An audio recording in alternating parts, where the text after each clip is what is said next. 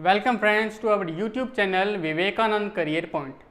पिछली क्लास में हमने राष्ट्रपति के संदर्भ में आर्टिकल 56 पर बात की थी और आज हम जो हैं वो आर्टिकल 61 पर यानी कि 61 पर बात करने वाले हैं, जिसके अंतर्गत आज हम महाभियोग की प्रक्रिया का उल्लेख करेंगे। तो जानेंगे मित्रों आज कि आर्टिकल 61 के अंतर्गत जो महाभियोग की प्रक्रिया का उल्लेख है, उस महाभियोग की प्रक्रिया को किस प्रकार से हम हमारे एग्ज़ाम के पॉइंट ऑफ व्यू से समझ सकते हैं, और ये भी जानेंगे कि आखिर राष्ट्रपति को किस प्रकार से हटाया जा सकता है। बिल्कुल सिंपल और सरल तथ्यों के साथ, समझ के साथ इसको जानेंगे। तो महाभियोग प्रक्रिया की अंतर्गत हम बात करते हैं। सबसे पहले तो मित्रों महाभियोग है क्या? महाभियोग यानी कि महा प्लस अभियोग। अभियोग होता है किसी भी अभियुक्त को, किसी भी व्यक्ति को जब उसके पद से हटाया जाता है, तब ऐसी कंडीशन में जो सिस्टम हमारे देश में अप्लाई किया जा रहा है वो अभियोग है।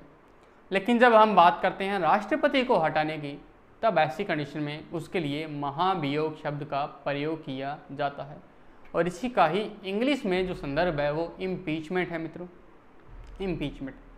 और आप मेरे को ये बताना कि महाभियोग की प्रक्रिया हमारे संविधान में किस देश के संविधान से प्रेरित है या किस देश के संविधान से ली गई है। अगर आपको ये पता हो तो प्लीज़ कमेंट बॉक्स में इसका आंसर ज़रूर देना, और अगर ना संभव हो सके तो प्लीज़ कहीं से भी जो है वो इस फैक्ट को देखना। हमारे एग्ज़ाम के पॉइंट ऑफ व्यू से ये अति महत्वपूर्ण प्रश्न बनता है। चलिए महाभियोग की प्रक्रिया पर बात करते हैं। तो इसके द्वारा हमारे राष्ट्रपति को पद से हटाया जा सकता है। सिंपल सरल शब्दों में तो यही है इसका मतलब। लेकिन क्या आप मेरे को ये बता सकते हो कि जब राष्ट्रपति को हटाने की बात चल रही है, जब हमारे देश का सबसे प्रमुख जो पद है, सबसे महत्वपूर्ण जो पद है, उस पद पर बैठे व्यक्ति को हटाने की बात चल रही है, तो क्या बिना किसी कारण के, बिना किसी आधार के, बिना किसी ग्राउंड के क्या उस पद पर बैठे व्यक्ति को हटाया जा सकता है? नहीं मित्रों, इसके लिए कोई ना कोई ठोस आधार तो अवश्य होना ही चाहिए, और न केवल ठोस आधार होना चाहिए बल्कि यहाँ तक कि हमारे संविधान में भी उसका वर्णन जो है वो आवश्यक हो जाता है। अब ऐसी ही कंडीशन में आर्टिकल 61 जो है वो सबसे पहले यही बात कहता है कि राष्ट्रपति को अगर हटाना है तो उसके लिए एक सॉलिड आधार होना चाहिए, और उस सॉलिड आधार का नाम है संविधान का उल्लंघन, अतिक्रमण या कदाचार। अलग अलग शब्द लेकिन तात्पर्य सेम ही है। इसी को हम एक ही शब्द में लिख देंगे, संविधान का उल्लंघन। यानी कि जब राष्ट्रपति संविधान के किन्हीं उपबंधों का, संविधान के उन कर्तव्यों का जो राष्ट्रपति को सौंपे गए हैं, उन कर्तव्यों का पालन नहीं करे, उन उपबंधों को भली प्रकार से नहीं अपनाए या उनका अतिरोपण करे, तब ऐसी कंडीशन में राष्ट्रपति पर महाभियोग की प्रक्रिया शुरू की जा सकती है। हाँ मित्रों, शुरू करने की बात जो है वो ये कहता है। क्लियर यहाँ तक? पहली बात ये। अब सेकंड बात, महाभियोग के द्वारा हटा कौन सकता है? तो ध्यान से सुनना, हटाने की जो पावर है वो संसद के दोनों सदनों के पास है मित्रों। संसद के जो दोनों सदन हैं यानी कि लोकसभा और राज्यसभा, संसद के दोनों सदन मिलकर राष्ट्रपति को उसके पद से हटा भी सकते हैं, टाटा बाय बाय भी करा सकते हैं मित्रों। ठीक है, अब उसी प्रक्रिया को हमने महाभियोग का नाम दिया है। चलिए अब आगे बात करते हैं। पहली शर्त ये हमने जान ली, दूसरी अब ये बात करते हैं।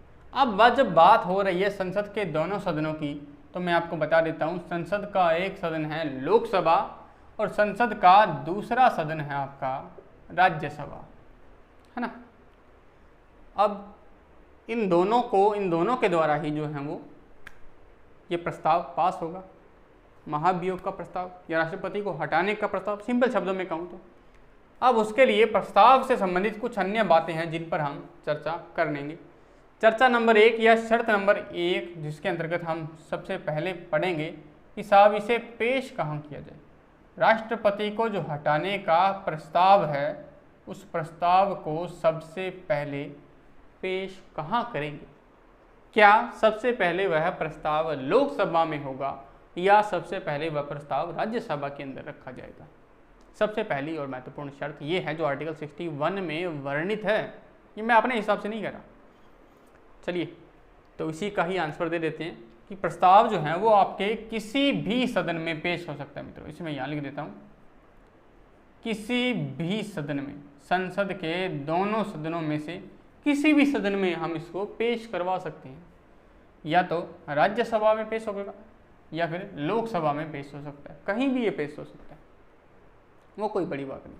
चलिए हम मान के चलते हैं कि इसको हम लोकसभा में क्या करवाते हैं मित्रों, पेश होता है।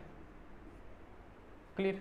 लेकिन यहाँ पेश होने से पहले एक दूसरी शर्त जो है वो और संविधान में हमारे वर्णित है, और वो शर्त ये है कि किसी भी सदन में पेश करने से पहले 14 दिन पहले, किसी भी सदन में पेश करने से कम न्यूनतम 14 दिन पहले राष्ट्रपति को ये सूचित करना आवश्यक होगा इस संदर्भ में। यानी कि 14 दिन पहले राष्ट्रपति को ये बताना पड़ेगा रिटर्न में कि उसके खिलाफ महाभियोग प्रक्रिया का प्रस्ताव लाया जाएगा। और अगर ये दोनों ही शर्तें पूर्ण होती हो तब ऐसी कंडीशन में महाभियोग की प्रक्रिया लाई जा सकेगी। ठीक है। चलिए ये तो हमने 2 शर्तों पर बात कर ली, अब तीसरी शर्त भी जान लेते हैं कि आखिर वो क्या है ना। अब इसको कुछ यूँ तरीके से समझिए मित्रों, लोकसभा के अंतर्गत 545 के आसपास मेंबर है ना, और राज्यसभा के अंतर्गत 245 के आसपास मेंबर है। अब मान लो इन 545 में से 2 MP जो हैं वो ये कह दें कल को खड़े होंगे कि साहब राष्ट्रपति के खिलाफ हम जो हैं वो महाभियोग की प्रक्रिया शुरू करेंगे।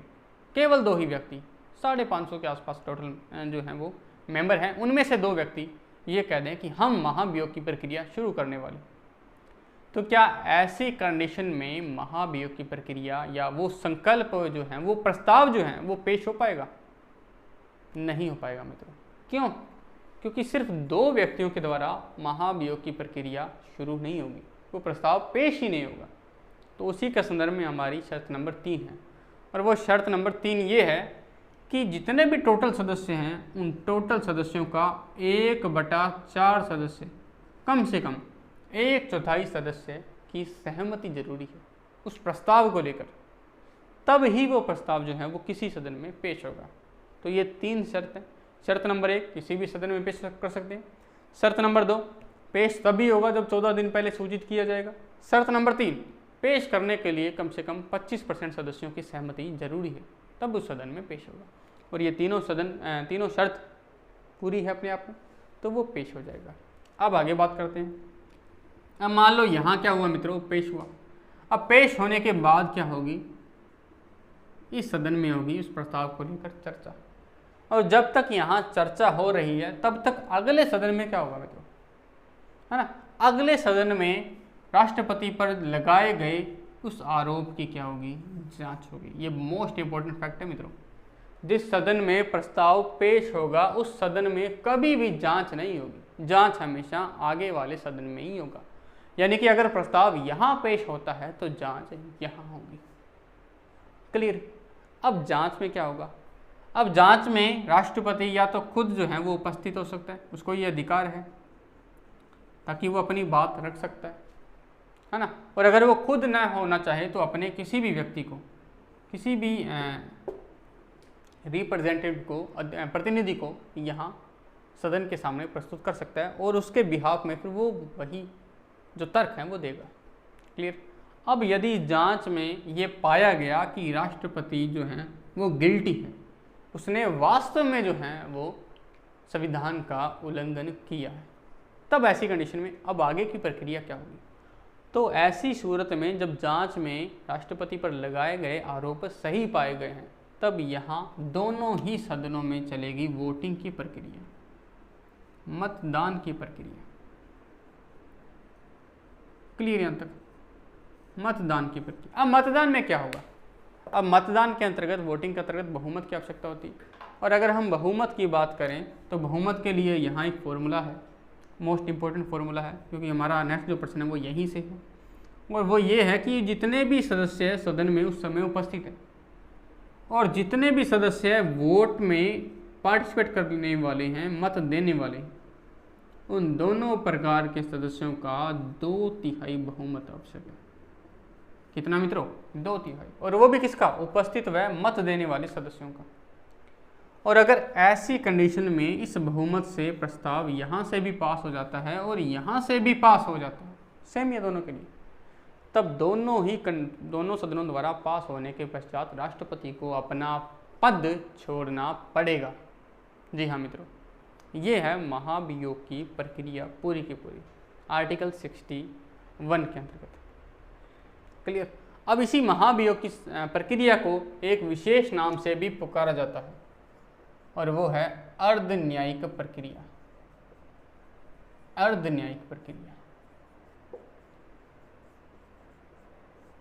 जानेंगे कभी अर्ध न्यायिक प्रक्रिया के विशेष संदर्भ में। पूरी की पूरी हमारी एक क्लास होगी अर्ध न्यायिक प्रक्रिया को लेकर, लेकिन आज के लिए जो है वो 61 को हम यहीं तक ही सीमित रखते हैं। हमारी नेक्स्ट जो बातें हैं वो आपकी नेक्स्ट क्लास में होगी। Thank you.